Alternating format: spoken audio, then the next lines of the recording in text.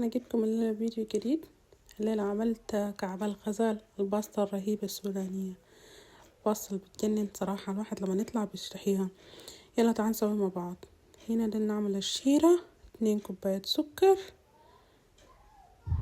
1.5 كوب موية. هنا كبينا الكوب، هنا النص التاني. كوب سومولينا، نحمر السومولينا تمام لحد ما لونه يطلع بني بني بالطريقة ده. هنا شفتوا لونه طلع رهيب كيف. هنا كوب لبن بودرة برضو بنفس الطريقة نحمرها وتكون زي لون البسبوسة. وهنا كبيتهم في الكورة، شفتوا اللبن بس حرك معي شوية كده بس ما مشكلة، بيدي طعم أحلى كمان، بس ما تخلوا تحمر كتير.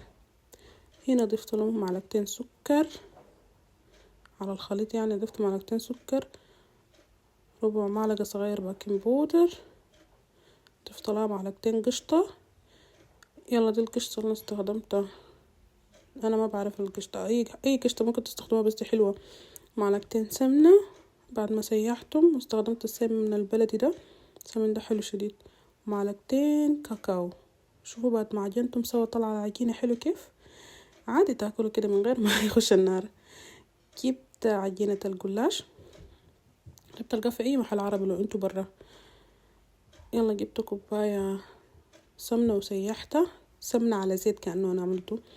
بعدين جبت اللفة الأولى وعملت له زيت، طحنته بالسمنة تمام. اللفة التانية والتالتة، وهنا عملته على شكل رول، خدته في العجين ولفيته هنا، ألف للنهاية. لفوا تمام يا جماعة، شفتوا شكله حلو كيف. قسمته بالنص وهنا قطعته، انتوا على حسب رغبتكم، لو دايرينه تقطعوه كبير ولا صغير كده مناسب لي، عشان لما نكب فيه الشربة بطلع أحلى. هنا رصيته في الصينية، شوفوا شكله حلو كيف بيلمع ما شاء الله. دخلت في فرن سخن على درجة 180 تقريبا، انا خليته 15 دقيقة. شوفوا شكله حلو كيف بيلمع.